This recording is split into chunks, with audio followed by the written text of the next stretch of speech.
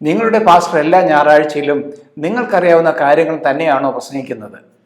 അതായത് കർത്താവ് നിങ്ങളെ സൗഖ്യമാക്കും, വിടുവിക്കും, നിങ്ങളുടെ കഷ്ടതാ ദൈവം കണ്ടിരിക്കുന്നു, ഇതൊക്കെ എല്ലാ പ്രസംഗത്തിലും ആവർത്തിക്കുകയാണ്.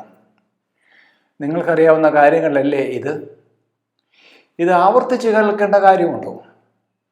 ദൈവവചനത്തിൽ ഈ സത്യങ്ങൾ മാത്രമേ ഉള്ളൂ എന്ന് നിങ്ങൾ കരുതുന്നുണ്ടോ? 2 തിമോഥെയോസ് 3:16 മുതൽ 17 വരെയുള്ള വാക്യങ്ങൾ വായിക്കുന്നത് പോലെ ഉപദേശത്തിനും ശാസനത്തിനും ഗുണീകരണത്തിനും നീതിയിലെ അഭ്യാസനത്തിനുമാണോ വചനം ശുശ്രൂഷിക്കുന്നത്?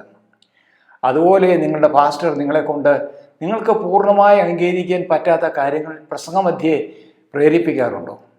ഉദാഹരണത്തിന്, അടുത്തിരിക്കുന്ന ആൾക്ക് കൈകൊടുത്ത് പാസ്റ്റർ പറഞ്ഞു തന്ന കാര്യങ്ങൾ പറയാൻ പ്രേരിപ്പിക്കുന്നുണ്ടോ? നിങ്ങൾക്ക് പൂർണ്ണ നിശ്ചയമില്ലാത്ത കാര്യങ്ങൾ പറഞ്ഞിട്ട് കൈ ഉയർത്താനും സ്തോത്രം ചെയ്യാനും പറയുന്നുണ്ടോ? ഇത്തരം പൊടിക്കൈകളാണോ നിങ്ങളുടെ പാസ്റ്ററുടെ കയ്യിലുള്ള ആകെയുള്ള കൈമുതൽ? ഇത്തരം അനാവശ്യ കാര്യങ്ങൾ പറഞ്ഞ് സമയം കളയുകയാണോ പതിവ്? വചന ശുശ്രൂഷയുടെ മധ്യേ കൈ ഉയർത്താനും ഉറക്കെ സ്തോത്രം പറയാനും എല്ലാവർക്കും സ്വാതന്ത്ര്യമുണ്ട്. ആരുടെയും നിർബന്ധത്തിന് വഴങ്ങി ചെയ്യേണ്ടതല്ല.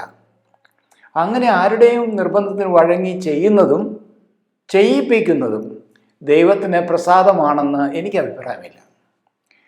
ഇങ്ങനെയൊക്കെ വചന ശുശ്രൂഷകർ ചെയ്യുന്നതിന് ഒരു കാരണം മാത്രമേ ഞാൻ കാണുന്നുള്ളൂ: വചനജ്ഞാനത്തിൻ്റെ കുറവ്. അതുപോലെ കർത്താവിനോട് ചേർന്നുള്ള ജീവിതത്തിൻ്റെ അഭാവം. ഇവ രണ്ടും ഇല്ലാത്തതാണ് വരണ്ടുപോയ വചന ശുശ്രൂഷയുടെ കാരണം.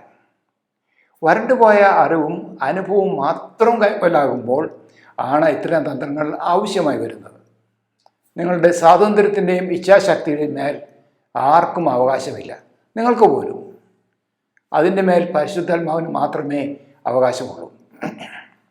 കർത്താവ് പരിശുദ്ധാത്മാവിൻ്റെ പ്രവർത്തനത്തെ പറ്റി യോഹന്നാന്റെ സുവിശേഷം 3:8 പറഞ്ഞത് കേൾക്കുക: കാറ്റ് ഇഷ്ടമുള്ളിടത്ത് ഊതുന്നു, അതിൻ്റെ ശബ്ദം നീ കേൾക്കുന്നു, എങ്കിലും അത് എവിടെ നിന്ന് വരുന്നുവെന്നും എവിടേക്ക് പോകുന്നുവെന്നും നീ അറിയുന്നില്ല.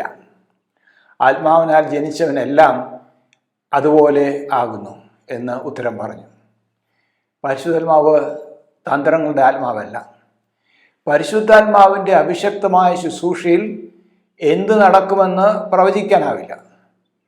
പക്ഷെ അവിടെ മാനുഷികമായ കൃത്രിമമായത് ഒന്നും നടക്കരുത്, അതിന് കീഴ്പ്പെടരുത്.